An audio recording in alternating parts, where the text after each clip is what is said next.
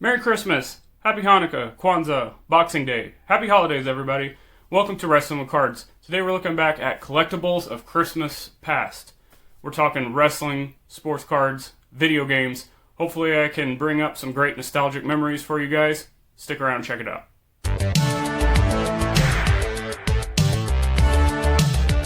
Christmas can mean a lot of different things to different people. For some, it's the warm feeling of holiday home-cooked meals. Ham, turkey, cookies, cakes, pies, all that great stuff. For many, Christmas and the holidays mean spending time with your family, going to do fun holiday activities, Christmas light displays, Christmas parades, maybe school or church Christmas music programs, things of that nature. But growing up, one thing that most of us had in common is looking forward to that faithful Christmas morning when we hoped that Santa brought that gift that we had been wanting all year long, that we had been trying to not be on the naughty list. One great memory I have of Christmas is sports cards. Growing up, sports cards were plentiful. You could go down to the gas station, get them, you go to Walmart, Target. Quite the contrast to today. But this was a time when I would get a lot of things that I wouldn't necessarily get during the year just because I couldn't afford them, didn't have a job, didn't have the money. Granted, this was in the middle of the junk wax era, but growing up during this time, we didn't care so much about value. We just wanted to collect. We wanted all the cards. I mainly had to rely on packs to get these cards. I didn't have a local card shop. Didn't have anywhere else I could buy singles, so really the only other way to get them for packs was trading. So what I would do is hopefully get a mass amount of packs, take those cards from the packs, cards I didn't want, cards I weren't interested in if it wasn't Shaq or Rodman, didn't really want it, trade it to my friends that did have the Shaq and Rodman cards, get them cards they wanted. Love trading, that's what made it so much fun growing up. And the problem is, growing up you don't have a lot of money, don't have a job. That's where Christmas comes into play. Christmas was a time when you could get stuff that you would not normally get during the year, and it helped you when you got back from Christmas break. Christmas was a time when I could actually get these boxes that I personally couldn't afford. Occasionally, you get a couple bucks, you can buy a pack, but a lot of times as a kid, I wasn't able to buy boxes. So Christmas was a time when I would get boxes or small sets, collections, whatever my family and friends could find. And I just remember getting collector's choice boxes, and I'm talking pretty much all basketball. That was my thing in the early to mid-90s. Basketball, Skybox basketball, Fleer Ultra basketball. Sure, you guys remember these things. A lot of these cards have gone up in value, some of them not so much, but hey, it was all fun. And at that time, I was purely a collector. I mean, we had Beckett magazine because we wanted to see that we weren't getting ripped off on deals. It's funny how things change. But all I wanted was my Rodman and Shaq cards. I just wanted to open packs. You never knew what you were going to get. Surrounded the Christmas tree would be all these wrappers, and I'd just be sorting cards and looking forward to, hey, if I go back to school, I got this, I know these people collect these cards. I know they've got that Shaq card, I can trade them. So it was just so much fun, and I'm kind of starting to get a lot of that back. I know we're kind of into like a transactional mindset now with money, such high money involved with some of these things. But if you find the right people, you can still just have good conversations about collecting cards. So I'll never forget those Christmases of just boxes, pack wrappers. Loved it. I'm sure a lot of you are here for wrestling, so let's talk wrestling, but not wrestling cards. We're going to talk wrestling figures. 1999 was the first ECW release of their figures from the original San Francisco toy makers. Extreme Championship Wrestling figures and ring each sold separately. Get Extreme ECW. And I was a teenager at the time, so I'm a little too old to be playing with toys, but I still wanted these figures because I was all about everything ECW at that time. And I had a great family that all got together and hooked me up with, in different packages, the complete first series of these wrestling figures. I could not have been more excited, ripping them out of the packages, playing with them, getting little guardrails and tables, slamming them through those, hitting them with chairs. It was just fun. I'm way too old to be playing with these, but hey, I didn't care. And this Christmas also, getting these reminds me of just something you can reflect on in life. At that time, I was wanting these wrestling figures. I was into wrestling. All my peers were like trying to go out and do underage partying with high school kids at the time, or trying to do these other hobbies that just weren't going to get them anywhere. And in the back of my mind, I was thinking, like, this is a cultural thing. These could resell. Turns out they did. But the bigger picture is, if you're into something, collecting, no matter if it's cards, coins, comics, whatever it is, regardless whether it's popular or not, if it's not hurting anybody else and you see some potential future value, go for it.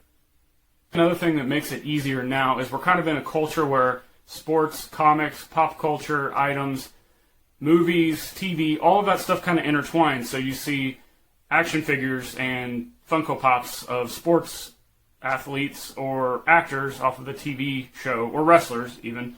So everybody's kind of come together, and collecting toys isn't such a nerdy thing to do anymore, especially when you look on the secondary market and see what a lot of these are going for. One of my earliest Christmas memories is actually getting a Transformer in the late 80s. It was a Power Master Joyride. That, along with this Hulk Hogan card, which I've talked about in numerous videos from the 87 Tops. I'm still listening to Hulkamania, brother, all these years later. So those two things are kind of the things that I've had for the longest period of time as a child. Gotten rid of it all, a lot of other stuff. Clearly, I still have this Hogan card, gonna get it slabbed even though it's beat up. That being said, I did have to let go of the Transformer. You may be asking, but Zhan, if this is such an important thing to you, why'd you sell it? Why'd you let it go?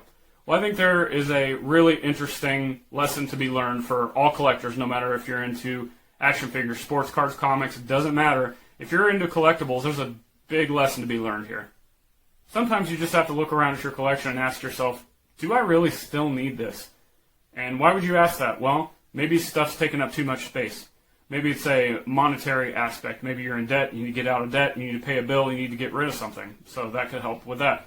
Maybe you're just turning into a hoarder. That's what I was afraid of. I was getting way too much stuff and watching hoarders. I don't want to end up like that. I don't want to put that burden of this massive collection on somebody if I was to pass away, not get the value of it, and give them the headache of having to try to get rid of it. So things to think about. That's kind of where I was with this Transformer. I loved it, cherished the memories. It was all beat up, but I was moving out of action figures as collectibles at the time. I wanted to just clear out as much space, transitioning a lot of the collectibles I did have into trading cards, because trading cards, for me, especially if you're getting higher end stuff, you can have a lot less and have it be worth a lot more. So that's kind of where I was with that. But I'm never going to forget this. I'm never going to forget right where I was, right in front of the Christmas tree, opening this Transformer, and as soon as I saw it, I was just blown away. That memory is never going away, and anytime that I need kind of a rush of that, yeah, I don't get to hold it in my hand like I used to, but there's pictures online, and it sends me the nostalgia right back to that Christmas morning. Everybody remembers getting video games for Christmas. That was one of the higher end things, even higher than a box of cards, that you were like, man, I hope I get this game. I don't have a job. I can't buy a $50 game. One of the most popular things to give as gifts, even today. Games are never going away. They just keep getting more popular, it seems. Great gifts to give. Some of the ones I got growing up, you may look back and laugh on, like Shaq Fu and Wayne's World for the Super Nintendo. I love those games. I remember getting NBA Live, I think it was 97 for the PS1. I got it the same year the PS1 came out, I think that's right. And then later on, I remember getting Legends of Wrestling Showdown 2, I believe, or just Showdown. I can't remember. It's been a while, for the PS2.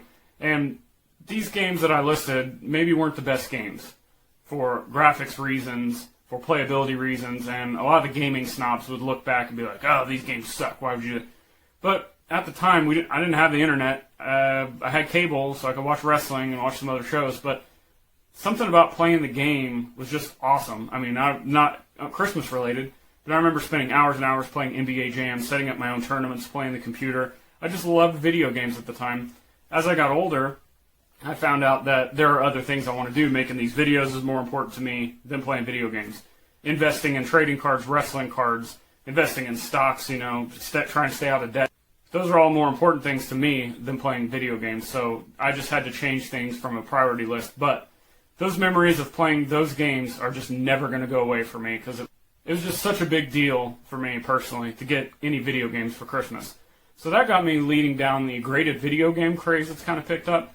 Man, these things are up and down. It's kind of a pretty volatile market from what I've seen, but this is one of those things where if I could find a graded copy, regardless of the grade, of the video game that's sealed, this is something that I may just hang on to, because if it's NBA Jam, Mike Tyson's Punch-Out, whatever it is for me, you, whatever game you like to play, graded video games are a great collectible. Like I said, it's kind of a volatile market, but I'm not looking to flip these necessarily. It'd be something I wanted to hang on to, because if I had that, I would look at that, specifically if it was one of these that I got for Christmas, and it would bring back all those Christmas memories, the rush of nostalgia, and just like trading cards, that's what video games can do as well. Whether you're playing them, whether you're getting them graded and checking them out, just awesome Christmas memories. I'm sure you guys have some of those, and speaking of that, if you like this video, give me one of these, hit that subscribe button, and in the comments, let me know what your favorite Christmas memories are. What's the best gift you ever got? What's the coolest experience you've ever got? Maybe it has nothing to do with collectibles or gifts and you just have a memory of that favorite pie that your grandma used to make. Whatever it is, let me know in the comments. Thanks for checking out the video. Click the ones on the screen to learn even more about wrestling and trading cards, and I'll see you on the next video. Merry Christmas!